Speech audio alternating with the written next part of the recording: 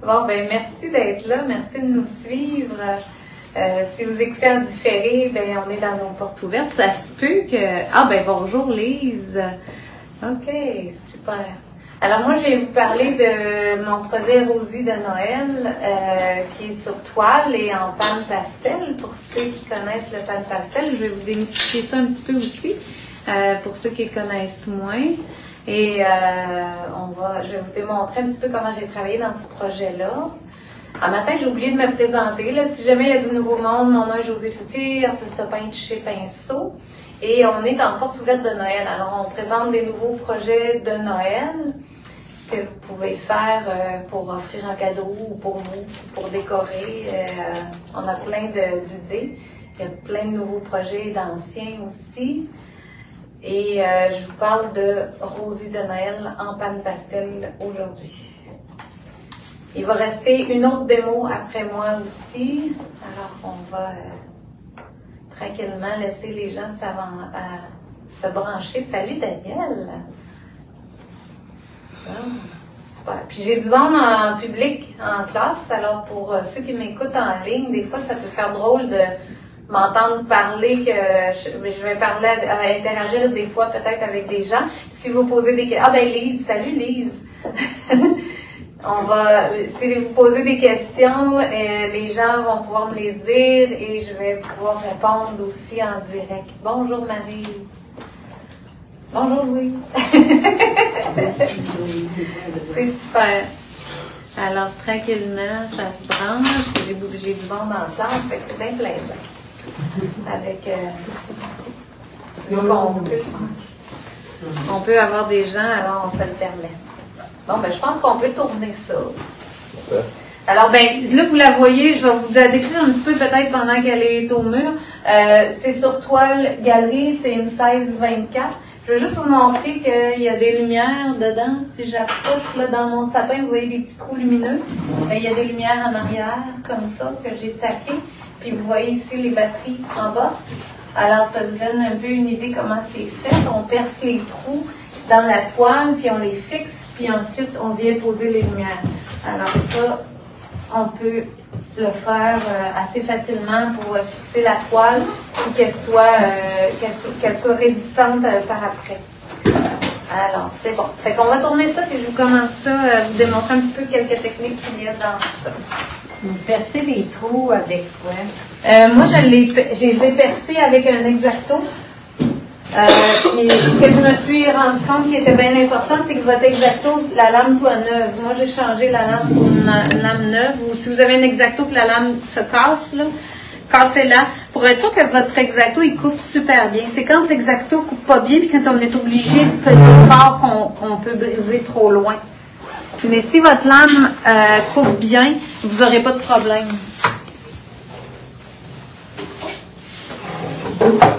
Puis je prends, c'est ça, un X-Acto, j'ai coupé comme... Ben, je trace le dessin, premièrement, sur la toile. Ensuite, je prends l'X-Acto, puis je vais couper comme 2 petits fils. Puis je vais couper 2 petits fils dans l'autre sens. Je me fais comme une petite croix. Puis ensuite, je tourne la toile à l'envers. Là, j'ai pas de toile, là, mais mettons que c'est ma toile.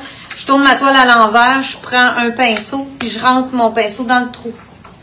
Puis à l'envers, je viens mettre un petit peu d'acrylique tout le tour. Fait que ça me fait une finition qui va me donner... Ben, je peux la reprendre pour vous montrer ça, le dessous. Tu sais, dans le fond, quand je prends mon X-Acto, je coupe ici sur le dessus. Puis j'ai mon dessin, je sais exactement où je veux mettre mes trous. Ensuite, je tourne à l'envers. Puis c'est là que je rentre mon pinceau. Puis là, vous voyez, là, on voit des taches un peu d'acrylique, là. Ben, un coup que mon pinceau est rentré, il maintient toutes mes fibres vers l'extérieur. Ben, je viens y mettre de l'acrylique autour, puis ça scelle les fibres à l'envers. Fait que mon trou reste ouvert sur le dessus, puis ça me fait un trou assez rond. Ça paraît bien. L'acrylique, est-ce qu'elle est sur la table? L'acrylique, j'utilise l'acrylique PBO. La même acrylique que j'ai mis dans mon projet. Fait que ça va pour les petits trous. Puis il y avait une vidéo que j'avais faite aussi l'année passée, que je vous le montre pour une autre toile que vous pouvez trouver sur YouTube, là.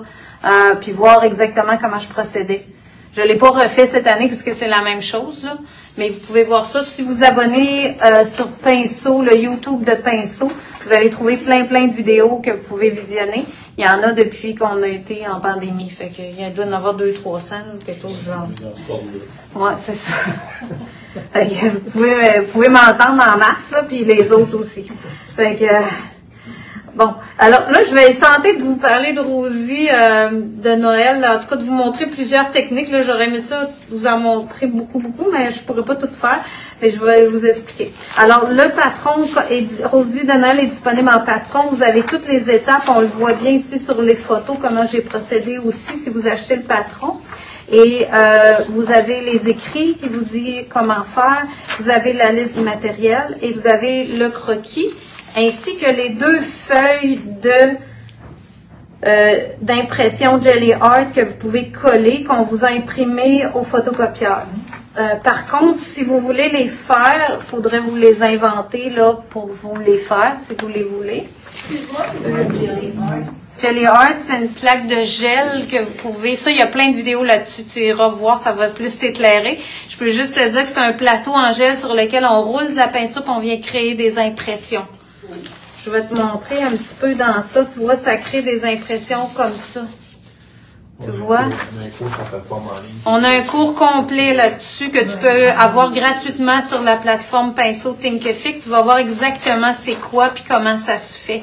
Puis après, ben, si tu décides de te faire tes propres papiers pour coller, parce qu'ici, la feuille que j'ai dans mes mains, c'est une photocopie. OK? Ça, c'est une photocopie aussi, mais ma vraie feuille, il m'en reste plus beaucoup. Mais tu vois, ma vraie feuille, c'était ça. Regarde comment la couleur est beaucoup plus vibrante et jolie. Parce qu'en impression, on peut pas arriver au même résultat. Donc, quand tu fais tes propres impressions, moi, j'utilise des vraies plumes. J'ai utilisé ce pochoir-là pour faire l'impression ici sur mon fond. Puis, il y a toute une technique à savoir pour faire ça, mais c'est super le fun à faire. Puis, je peux imprimer sur un papier plus fin qu'une photocopie, qui est beaucoup plus facile à coller aussi. Alors ça se travaille super bien. Fait que ça, c'est une des premières choses que je fais, c'est de faire mes impressions pour avoir mon papier collage à moi. J'aime bien avoir la possibilité de créer mes outils avec lesquels je peux faire mes collages. C'est pas juste les acheter tout le temps. On peut acheter des super beaux papiers, là on en a puis ça fait super bien. Mais c'est le fun aussi de dire je l'ai créé moi-même, puis je l'ai fabriqué avec mes acryliques. Fait que c'est ce que j'ai fait pour ça. Et ça me donne des petits ronds comme ça. Bon, un coup que j'ai fait mes impressions sur ma toile, ici vous voyez j'ai un lavis, alors quelque chose de très liquide que j'ai fait, un mélange de gris et de turquoise en acrylique PBO. Là, je l'ai déjà préparé. Ça, c'était ma première étape. Alors, mon dessin était tracé. J'ai fait mon sapin en gris de paint. Puis ensuite, je suis venue faire des lavis qui, pour moi, représentaient un peu comme de la glace. Hein. Ça faisait comme un mur de glace dans le fond, cette couleur-là. Et là, j'ai parti avec ça. Sur ça, j'ai décidé de travailler avec le lavis. Ben, je le travaille beaucoup avec un pinceau souple comme ça, qui tient beaucoup l'eau, qui est le Silver Silk White Wash. Fait que c'est un pinceau beaucoup plus épais. Fait que comme quand j'avais fait l'atelier sur les pinceaux, je vous disais, plus le pinceau est souple, plus il va tenir l'eau, plus il est épais aussi, il va tenir l'eau. Fait que quand je fais des lavis, puis je veux rajouter de l'eau, puis je veux que ça coule, tu sais, je vais venir avec un pinceau qui contient beaucoup d'eau pour le faire. Fait que ça peut vous donner un peu une idée. Il s'appelle comment? White Wash. White Wash. Ouais, la vie large, là, si on traduirait au mot à mot. Puis c'est dans la collection Silver Silk 88.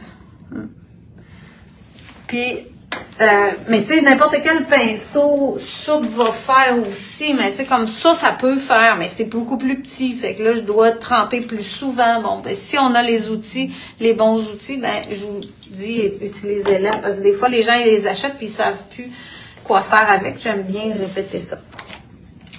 Ça va aller pour mon pan pastel. Bon, puis là, pour faire les flocons, j'ai utilisé le gris de paint dans l'acrylique. Je vais vous en faire un petit bout, parce que j'en ai gardé un bout qui a rien de fait, pour vous montrer comment j'avais travaillé ça, parce que je voulais aussi expliquer que le pochoir que j'ai utilisé, en fait, c'est ce on peut appeler un masque. Alors, c'est plus le motif. Vous comprenez qu'habituellement, un pochoir, c'est le trou qui est le flocon. Ici, j'ai l'inverse, j'ai le flocon. Fait que c'est ça qui m'a permis de faire ce beau fond-là, c'est-à-dire de garder le motif à travers de mon fond. Fait que là, quand on travaille avec ces pochoirs-là, faut comme penser autrement. Faut penser qu'on va peindre l'extérieur et non l'intérieur. Ouais, c'est pas si évident.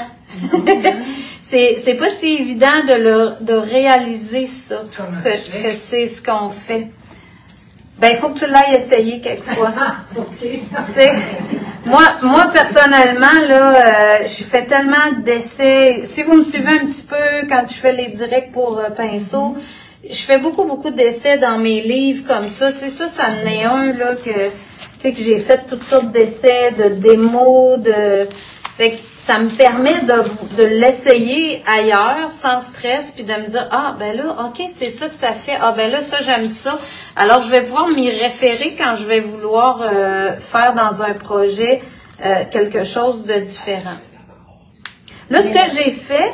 Ça se fait sur un livre, donc en carton, en papier? Hein? Ça ici, c'est un papier aquarelle. C'est une feuille de papier aquarelle aussi que j'ai coupée puis que j'ai fait un livre avec. Okay. Je t'ai déplierai à la fin si tu veux voir. Puis ici, tu vois, la façon que j'ai procédé, c'est que je suis venue déposer mes flocons comme ça, un à côté de l'autre, pour voir qu'est-ce que ça aurait l'air. Puis en même temps, je voulais pas aller dans mon arbre, parce que lui, je veux le garder foncé. Je veux le garder pâle, c'est-à-dire, puis je voulais foncer l'extérieur. Je vais finir maintenant avec le petit ici. Je vais vous faire un petit bout de ça. Là, tes flocons, c'est un paquet qui a tous ces flocons. Oui, c'est un paquet comme ça. OK. Qui vient avec tous les flocons dedans. L'année passée, je les avais utilisés pour faire une démo avec des papiers. J'avais fait du papier de Noël d'emballage avec ça. Puis ça faisait super beau. Justement, avec ma Gelly Plate, j'avais mis de la couleur sur la Gelly Plate, venais chercher avec les flocons, j'ai recollé sur le papier, j'utilisais la Gelly Plate pour faire les cartes, etc. Et si tu fais ça peut être le fun. Noël, mettons, tu prends tes pochoirs, tu imprimes sur du papier, quelle sorte de papier ça prend pour faire? Ben là, moi, à ce moment-là, j'avais utilisé du papier craft brun. Okay. Tout simplement qu'on vend en rouleau ici, là. C'est ça. Tu peux prendre du papier que tu veux, ça pourrait être du papier de soie, ça pourrait être... tu sais, faut faire un petit peu nos tests, là, puis notre imagination. J'ai pris un pinceau Bennett, comme ça, le mien, il est tout croche, là. Puis ça fonctionne bien. Ça pourrait être un pinceau dôme, comme ça. Ça pourrait être celui que j'avais un matin en tissu. Puis j'essuie un peu mon pinceau pour le mettre un peu plus brossage. Puis là, je viens tenir mes flocons, puis je commence à peindre dans les espaces. C'est sûr que ça demande des mains, puis de tenir tout ça, là. Puis là, ici, je vois que mon étoile est proche, là. Ah, là, je vais rester très légère sur mon pinceau pour pas trop colorer là. Ici, je l'ai fait un peu autour. Lui, je peux l'enlever. Tu vois, là, j'ai mon étoile... C'est très, très léger autour. Ici, je pourrais être sur mon coin de toile. J'avais fait mes coins beaucoup plus foncés. Fait que là, je vais peser plus fort. Puis, je vais faire plus foncé. Je peux venir dans mon milieu. Tranquillement, mon pinceau, il se vide aussi. Puis, j'enlève un peu de pression quand j'avance vers mon arbre. Fait que là, c'est très, très léger, très pâle. Puis, vous avez peut-être l'impression que je mets presque pas de peinture, même. Fait qu'ici, je vais continuer comme ça. Je vais approcher un petit peu, sortir de mon flocon, rester quand même très léger. Puis aussi, l'autre truc, c'est d'aller voir de temps en temps qu'est-ce que ça a l'air. Tu sais, ça fait super beau. Puis là, j'ai pu m'ajuster. Tu sais, là, je vois que je suis correct. Tu sais, je suis juste correct. Fait que j'ai pas besoin d'ajuster ma pression. Mais comme vous, si vous en avez pas fait souvent, ben, allez voir régulièrement. Ça, attendez pas de l'avoir toute faite avant de vérifier. Pour être sûr que vous soyez plus foncé sur les côtés, plus foncé en haut, puis avant de refaire. Hop, là, tu vois, j'avais beaucoup de peinture, mais c'est pas grave, j'étais à la bonne place. Fait que quand je viens de charger, je m'assure que je suis à un endroit que je peux mettre plus de peinture. Donc, Josée, la toile était blanche, tu n'avais pas fait un fond. Oui, j'avais fait le lavis. Ah, J'étais- la vie sur le côté, oui, OK. Ouais, j'étais exactement comme ça. Puis ici, là, vous voyez, là, mes pochoirs, ils embarquent un par-dessus l'autre. C'est ça que je veux. Je l'ai fait comme ça. Puis j'ai descendu dans ma toile en mettant moins de peinture dans mon pinceau. Autrement dit, en haut, c'est plus foncé. Puis en bas, ça devient de plus en plus transparent. Fait que si là, je remplirai pas mon pinceau à nouveau, je vais le garder plus léger. Quand j'arrive ici à la transition entre deux flocons, ben, je vais aller aussi doucement, puis je vais embarquer mes deux flocons ensemble. Puis là, je vais faire les deux en même temps. C'est pour ça que je vous disais, ça demande un peu des mains. D'y aller doucement, puis de maintenir tout ça, puis de penser que là, il y a l'arbre, puis que là, il y a ça, puis là, je vais le replacer. Mais ça fait beau! Fait que je l'ai gardé comme ça. Puis tu vois, ici, je vais y aller comme ça. Puis là, je vais avoir mon beau flocon comme ça. Fait que là, j'ai toute la superposition de ça qui vient se faire. Ici, si je dis, ah, mais là, je le perds, mon flocon, tu vois, je suis capable quand même d'aller replacer ça assez facilement. Je voudrais le voir à travers de l'autre en haut. Ben, je peux revenir pâle-pâle, puis le faire plus léger, par-dessus celui d'en haut, puis là, je vais le voir. Fait que je peux donner toutes sortes de nuances. Il faut juste pas avoir peur de superposer ça. Puis plus j'avançais en bas, tu vois le petit ici, ben je suis allée très léger. Proche d'elle, là, je suis très légère dans mon pinceau. Je sais même pas si vous me voyez. Ouais, vous me voyez bien. OK.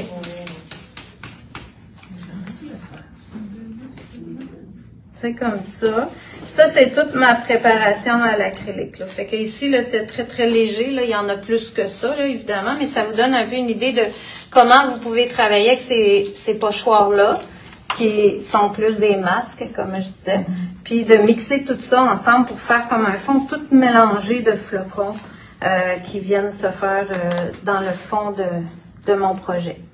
Ensuite de ça, un coup que j'ai fini mon fond ici à l'acrylique, j'ai fait les collages. Alors, j'ai découpé les ronds pour faire les boules dans mon impression qui était or et rose. Et j'ai découpé le chapeau et le vêtement. Là, je ne l'ai pas sur mon modèle, là, mais le vêtement et le chapeau sont découpés dans des impressions. Alors, ça devient un collage. C'est juste le visage qui est au pan pastel comme ça. Oui, puis le fond, puis toute la finition, le sapin, j'ai toute la finition, il y a du pan pastel partout. Après ces étapes-là, oui. Là, je vais prendre mon pinceau comme ça. Je vais juste vous montrer pour celles qui ont peut-être jamais collé. Les papiers comme ça à collage, moi, je les colle avec le liant acrylique Bindex. Fait que c'est un liant, c'est de l'acrylique, c'est une base acrylique, un médium, qu'on pourrait appeler. Et puis, c'est ce que PBO utilise, puis qui font leur couleur avec une base comme ça.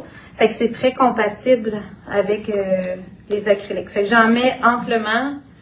J'ai collé mon papier dedans, puis j'en mets par-dessus. C'est comme un mode podge?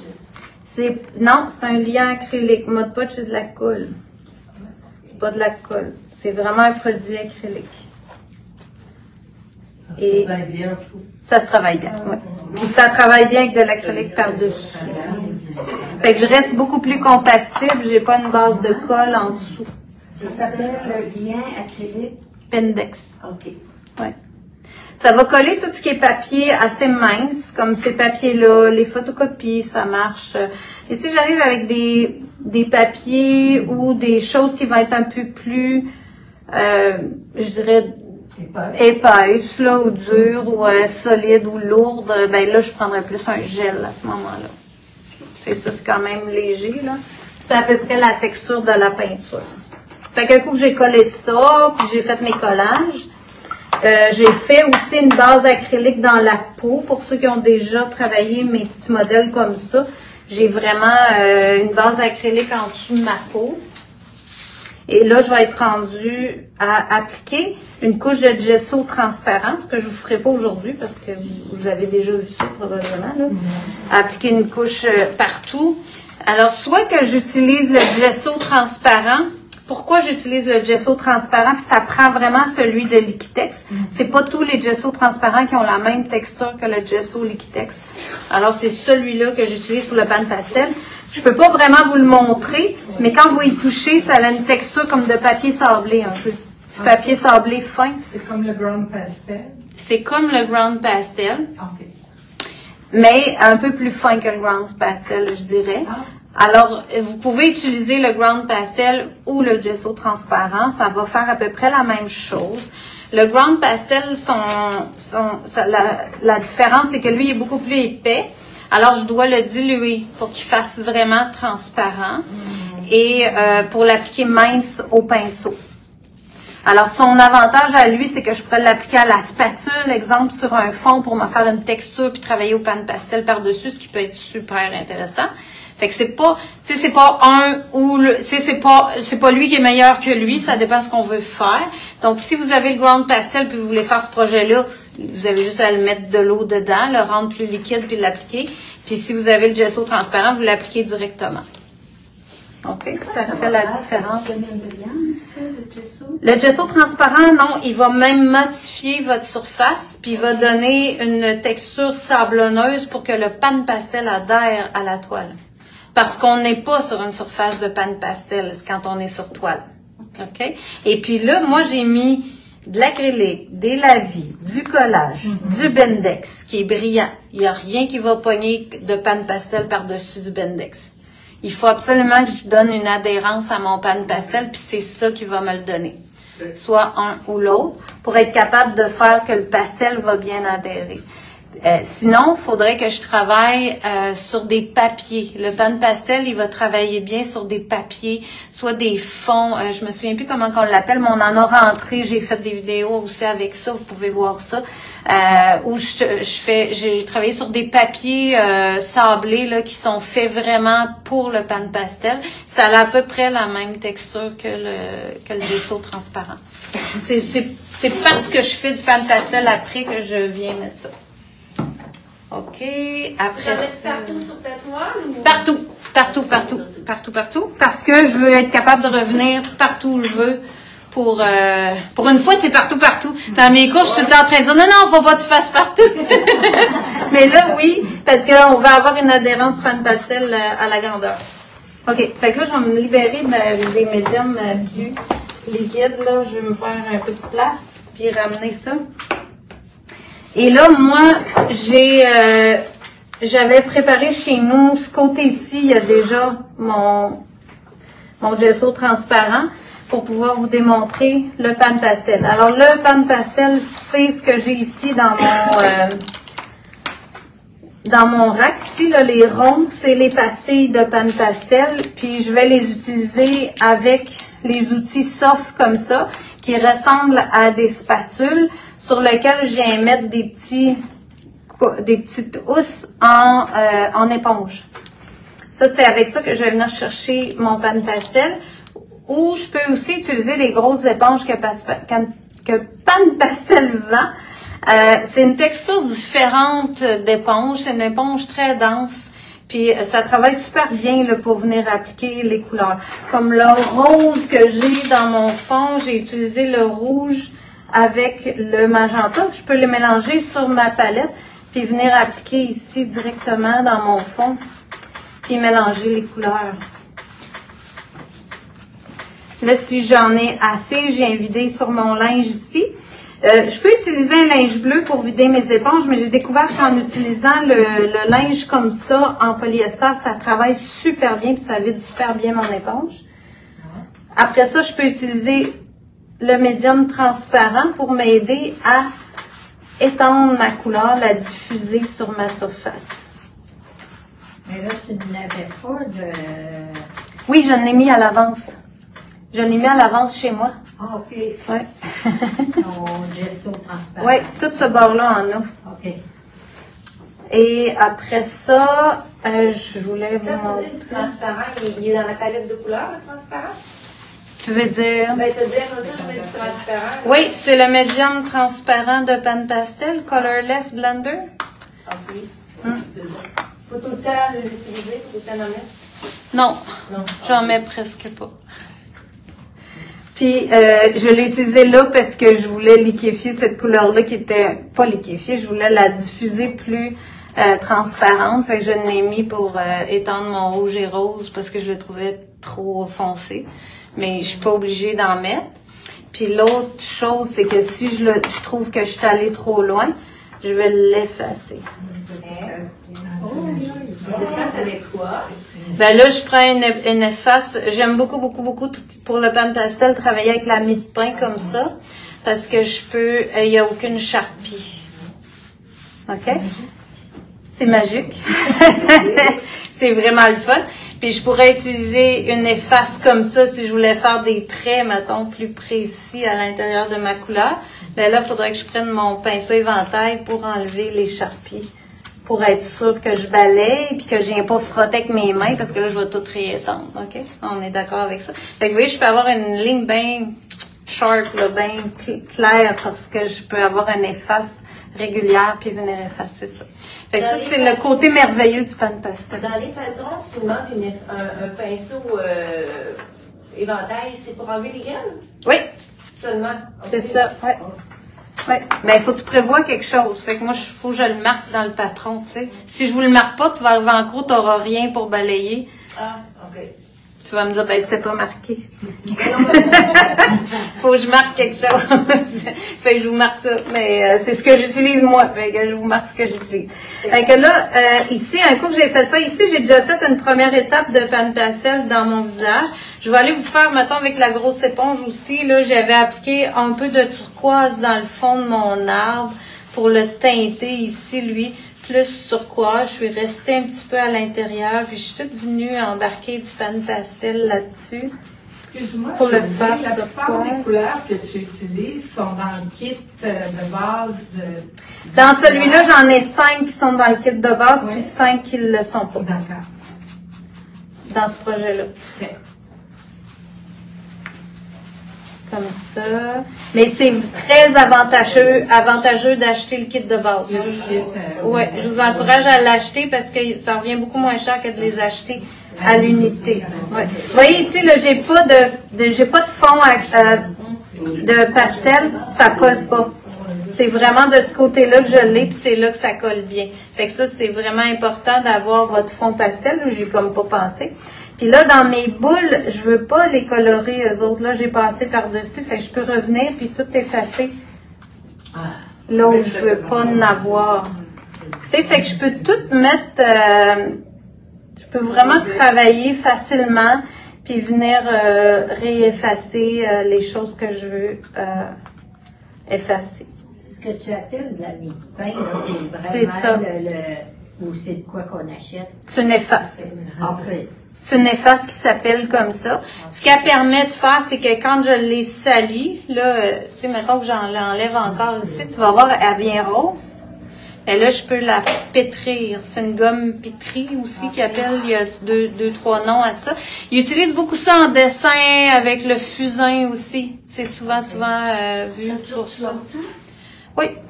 Moi, je sais pas, je vais en avoir acheté 2 là, à date dans ma vie, mais oui, elle a fait du fusain cette semaine, puis tu vois, ça paraît pas partout. Elle était noire des bouts. Mais ça dure vraiment longtemps, mais à un moment donné, elle en a trop, là, faut que tu en achètes un autre. Puis tu la mets dans un pot, moi j'ai gardé un petit pot de savon à pinceau, puis je la mets là-dedans pour pas qu'elle sèche. Puis c'est à peu près ça pour l'efface, là. Je vais pas mal le tour. C'est quoi que je voulais vous montrer? Là, j'ai effacé mes petites boules. Bon, puis là, je pourrais commencer à faire mon sapin. Mais ce que je voulais surtout vous parler aussi comme nouveauté aujourd'hui, c'est les crayons pastel. Alors, les crayons pastel, c'est ça. J'ai utilisé ces 5 couleurs-là. Alors, dans ma fourrure, j'ai appliqué du turquoise pour faire mes ombrages. Dans ça. Fait que je viens appliquer avec mon éponge. Mon turquoise. J'ai appliqué plus large que ce que je voulais à la fin. Parce que je sais que je vais venir mettre du blanc aussi par-dessus. Fait que je voulais avoir de la teinte aussi. Ce que les crayons m'offrent comme effet, c'est que là, je pourrais utiliser le crayon au lieu de m'acheter une autre couleur de pan pastel, puis venir faire, admettons, de l'ombrage plus foncé avec le bleu ici qui est 58. Et je sais, même si le nom n'est pas marqué, que c'est bleu de Prusse. C'est des couleurs, c'est des crayons pastel ou des crayons pan pastel? Pastel. Ah, c'est ça. C'est Brenzel, la marque. OK. Pan pastel fait pas de crayon. En tout cas, pas à date. Je sais pas s'ils vont en faire. Puis là, je peux utiliser le même outil, puis le diluer un petit peu. L'estomper un peu. Mélanger avec mon turquoise. Si je veux. OK? Fait que c'est là que j'ai trouvé intéressant de pouvoir foncer mes ombrages avec ça et pouvoir continuer par la suite avec... fait que si vous regardez dans mon modèle, là, c'est les ombrages qui sont là. Puis je suis revenue faire du blanc après avoir fixé. Puis j'ai refait des lignes avec ça. Fait que ça me donne cette opportunité-là d'avoir le crayon. C'est beaucoup plus précis. Puis dans mon chapeau aussi, ici à l'extérieur, j'avais mis ça. Mais j'avais mis le rouge avant. Là, je vous fais ça tout à l'envers. Là. Mais ça vous donne un peu une idée que je peux vraiment faire des traits très précis. Puis des détails avec les crayons. Là, tu le refroides que tu viens de mettre au crayon ou tu le laisses de même? Si je le... Tu le laisses Dans le chapeau, je l'ai pas estompé. OK. Moi, je l'ai pas estompé, mais vous pourriez, tu sais, si vous voulez. Moi, j'aime ça rough, là. Je suis pas sur le détail précis, là. Fait que ça dépend des goûts, hein. Il y en a qui vont tout beaucoup estomper, mais moi, si tu regardes, là, c'est très rough comme ombrage, là. Fait que j'aime ça quand ça a un effet que je me mets à 4-5 pieds puis je le vois encore. Tu sais. Si j'estompe tout, je recommence. Pour moi, ça marche pas, là. Mais ça, c'est moi. Tu sais, c'est vraiment moi avec moi, là. Et ça dépend des gens.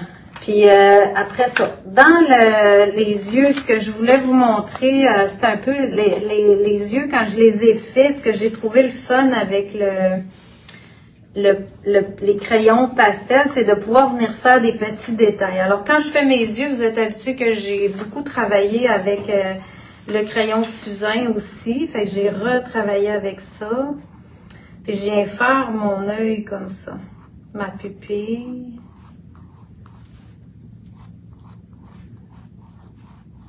Puis j'ai fait aussi un peu une ligne à l'extérieur. Mais tu réussis à voir ton tracé de graphite? À le voir? Ouais.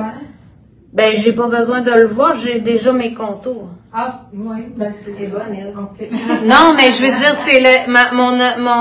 c'est mes couleurs sont déjà là. Oui. Là, j'ai déjà de l'acrylique de fait, j'ai du blanc de fait ici. J'avais mon œil qui était en turquoise comme mon fond à l'acrylique, puis ma couleur peau. Puis là, moi, ben, j'ai déjà fait à la maison de préparation sur ça en pan pastel que j'ai fixé, un premier passage.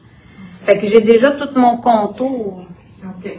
La ligne de la pupille entre vous et moi, là, je fais juste suivre la même ligne un quart de pouce plus loin. C'est pas si pire, vous devriez être capable de faire ça. C'est pas si pire comme dessin, là. Puis vous êtes bonne en dessin, là. Oui, on s'améliore. Vous améliorez, je suis certaine, c'est ça. C'est pas bien de tout tracer le dessin avant, non? Il était tout tracé au départ. Bien des c'est ça. Oui, je l'avais tout. Là, c'est parce que moi, j'ai plus rien ici, là. Mais tu sais, si tu le voyais au complet, il y aurait une petite ligne pour le nez, il y aurait la bouche, il y aurait tout serait là. Ouais. Parce que ma ligne ici dans le graphite, là, tu le vois encore un peu ici, là-dedans. Ça, il me reste du blanc à venir faire, puis ça va disparaître avec ça. Puis ici, ça va disparaître aussi. Ces lignes-là dans le sapin, je vais les perdre éventuellement.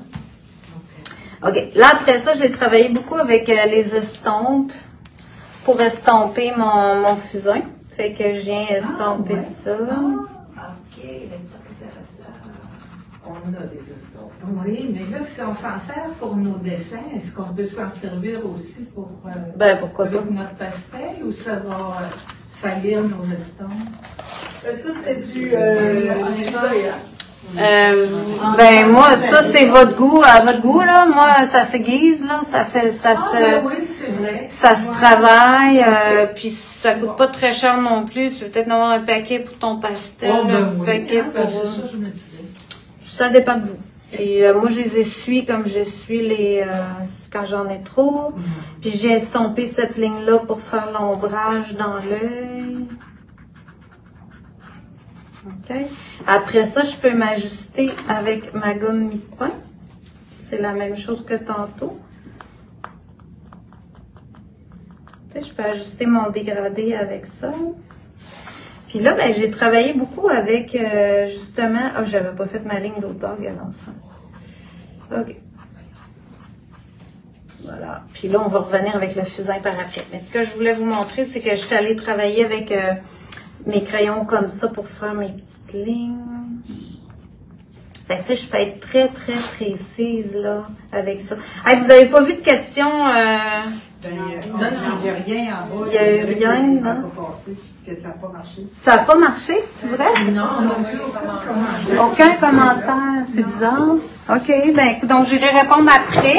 Si jamais les gens qui sont sur Facebook, vous avez posé des questions, inquiétez-vous pas, je vais vous répondre.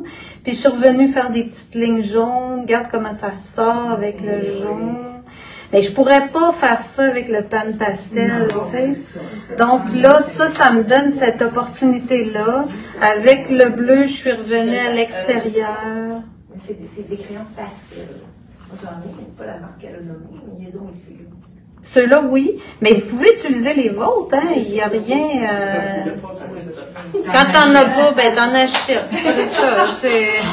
Mais tu sais, ça me fait un beau fini, ça me fait un œil beaucoup plus précis que habituellement avec juste le pan pastel. Fait que j'appréciais beaucoup ça. J'ai fait la même chose avec les cheveux. Tu sais, je suis venue passer sur les cheveux. Fait que tu peux vraiment dessiner un peu plus facilement avec ça que juste le pan pastel. Ça. Puis après, ben là, j'ai refini mon œil avec mon fusain.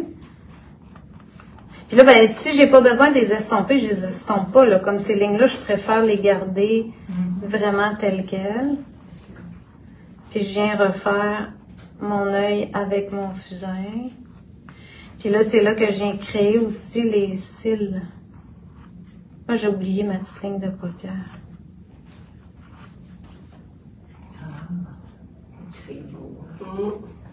Fait que ça fait un beau petit œil défini. Puis j'avais, je pense, un petit peu de sourcil ici, là, qui vient se créer avec ça. Puis ensuite, j'ai réutilisé l'estompe pour estomper un petit peu à l'intérieur ici dans ma joue. Je suis venue faire l'ombrage plus foncé. Puis j'utilise ce qui reste sur mon estompe tout simplement.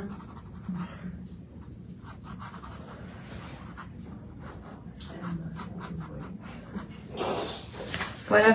Fait que ça me donne la façon, ça vous donne un peu la façon qu'on peut travailler avec les crayons. Le rouge et le rose, ben, je les ai utilisés dans la bouche.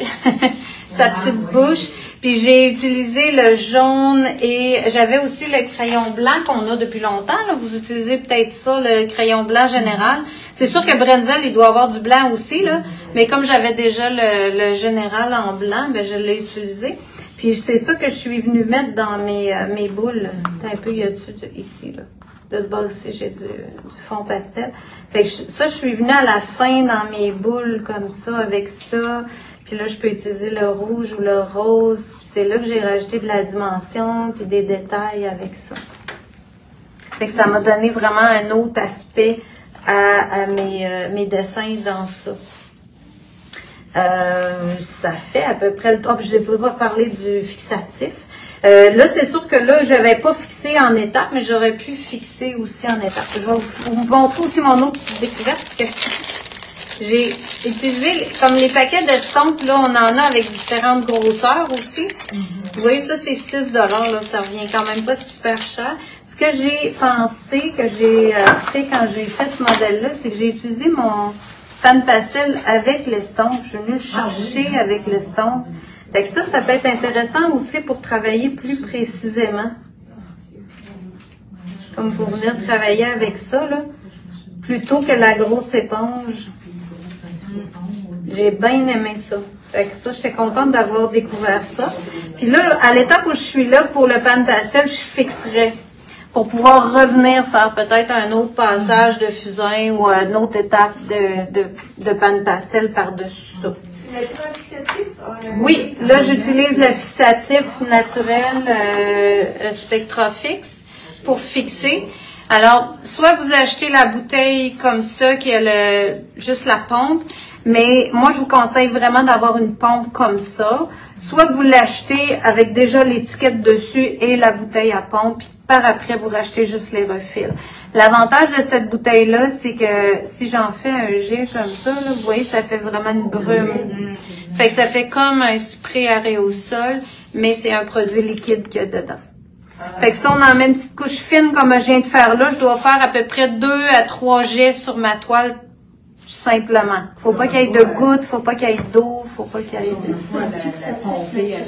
Oui, il faut la pomper avant. Moi, c'est parce que je l'ai utilisée beaucoup et tout le temps comme pompée, mais quand tu viens de la recevoir, tu vas faire quelques coups, là, à vide. Il y aura rien qui va sortir. Faut que tu la pompes 2, 3, 4 fois. Puis là, tout à coup, ça fait ça. Fait que ça, mets-toi pas vis-à-vis de ta toile. Mets-toi à côté, puis pompe. Jusqu'à temps que ça te fasse un beau jet comme ça vient de me faire là. Là, t'es prête. Là, tu y vas vis-à-vis de ta toile. Ok, tu te mets de côté, tu vas pas par-dessus. Moi, je la laisse au sol, je la laisse à plat comme ça, puis je la tiens de même. Fait qu'elle tombe dessus. Ok. Le jet. Ouais, je la vois pas de même. Ouais, c'est ça, voilà, c'est ça. Ça va faire des gouttes autrement. Ouais, ça fait pas de goutte si je le fais de même. Quand c'est sec, tu peux retravailler au Ouais, pastel? ouais. Moi, je fais ça. Parce qu'il n'était pas à ton goût, mettons. Ah non, c'est parce que ça me permet de fixer, puis de renforcer, puis de refoncer, puis de retravailler. Si je le fixe pas, puis là, c'est parce que ça dépend comment vous aimez travailler le pan pastel. Tu vas aller voir des vidéos, là, tu vas voir toutes sortes de méthodes. Je vais t'attendre mardi. J'en ai vu de toutes les sortes. OK? Mais moi, la façon que j'ai choisi de le travailler, c'est en mix média. OK? Je suis partie avec de l'acrylique, je suis sur toile, je fais de l'acrylique, du gesso transparent, je finis avec le pan pastel, je mets du crayon pastel, puis je fais ça sur toile que j'encadrerai pas sous vitre. Ah, ok. Donc, je me dois de fixer pour que ce soit fixe. Si je fixe pas en étape, à la fin, je serai pas capable de fixer, il va en avoir trop épais. OK? Fait que ça, c'est mon choix de le travailler comme ça. Mais tu vas aller voir des pastelistes ou des gens qui travaillent au pan pastel, ils vont tous travailler un par-dessus l'autre, puis ils vont avoir des couleurs bien franches, puis ils travaillent juste en pan pastel, là. Mais ils peuvent pas le fixer, là. C'est trop épais. Ils vont tout encadrer sous vitre. Il faut mettre le fixatif léger. Ben, ils peuvent le mettre, mais c'est pas hyper résistant. Ouais. Ça se peut, là. Mais la plupart des gens que j'ai vus qui travaillaient en mix média, ils vont fixer en étapes. En tout cas, moi, j'ai trouvé que pour moi, c'était la meilleure méthode. Et même en cours pour les élèves, pour apprendre à travailler avec le pan pastel, quand tu l'as fixé, là, t'es beaucoup plus confortable de continuer. Puis si t'as effacé, tu peux effacer, etc. Je trouve que c'est une belle façon de l'apprendre. J'en ai fait des projets chez moi où j'ai travaillé tout en pan pastel, puis je trouvais ça super beau. Mais je me ramasse à la fin que je peux pas fixer ça. Tu sais, il faut que je le mette sous vitre, là. Puis ça va me faire un super beau projet. Mais pour la clientèle que moi je dessert, je trouve que les gens préfèrent tous travailler sur toile. Donc là, déjà là en partant, j'ai pas un fond traditionnel pour le pastel. Donc j'y vais plus en mix média. OK, c'est vraiment un choix d'artiste, là. C'est quoi ton fixe? Tu dis un fixe naturel? C'est fixatif Spectrafix. OK. Ils Ouais. l'ont ici? Oui, on l'a ici. Et tu fixes ta toile au complet ou Oui. juste qu'il y a eu du pan? Tout. Moi, je fixe tout parce que ce que je vais faire, comme si tu suis le patron exact, je vais faire toute l'acrylique, le gesso transparent. Après ça, je vais travailler une première étape de pan pastel partout. Dans mon fond, dans l'arbre, dans le vêtement, dans le visage, tout partout. Puis, tu sais, parce qu'il faut pas que je m'accroche dedans, ça va s'étendre. C'est pas comme de l'acrylique qui est, tu sais, c'est un peu comme à l'huile, là. Ouais. Ah, je m'accroche, inquiète pas. Ben, c'est ça. Fait que là, si je peux le fixer, j'ai un gros avantage. OK. Donc, un coup que j'en ai fait partout, puis que là, je dis, OK, là, je vais le fixer, ben là, je peux fixer, puis je peux renforcer par après, par-dessus. Ça prend quoi, 2-3 minutes à sécher? Ou... Ouais, puis si t'as pas le temps, si t'es pas patient comme moi, tu pognes le séchoir puis tu le sèches. Et ce ne sera pas ça ton marche. fixe de finition, Oui, ton vernis de oui, finition. moi j'ai rien mis d'autre. Ah, tu fais pas, c'est ton fixe de finition. Je le fais 2, 3, 4 fois, 5 fois. À la fin, j'en fais une bonne couche, puis après ça, c'est fait. Je le laisse comme ça. Ça sent rien. Non, ça sent rien. On pourrait être une classe pleine. Je l'ai donné en séminaire, le premier projet que j'ai fait, une classe pleine, puis il n'y avait pas de problème. Ça marche très, très bien. Fait que ça fait pas mal le tour de ce que je voulais vous montrer. Je trouve que les crayons, c'est une super belle option. Il y a beaucoup, beaucoup de couleurs. J'aurais pu ajouter plein de couleurs. J'avais voulu rajouter plein de détails avec des crayons. Alors, gênez-vous pas pour le faire. Dans ma vraie toile, je vais juste vous remontrer pour que vous le voyez à l'écran, là où il y a du crayon. Dans l'arbre, ici, là, on voit bien là, mes boules, là, que j'ai du crayon un peu partout, puis ça les fait toutes ressortir. C'est avec ça que j'ai fait ça. Dans mon étoile, ici, j'ai le crayon, regarde autour, les petites lignes blanches. L'étoile est faite au crayon jaune. Crayon pastel, là. Pastel. Les lignes, les petites lignes bleues que vous voyez, les petits bouts de lignes, c'est fait avec le crayon. Garde dans l'œil, comme j'ai reproduit ici. Les lignes dans le vêtement, garde avec le blanc, le bleu. Fait que ça me fait tous des beaux effets crayonnés. Puis c'est comme coloré. Fait que c'est du crayon colorié. Là, pour moi, là, ça fait vraiment un effet semblant, mais ça donne beaucoup de définition à votre projet.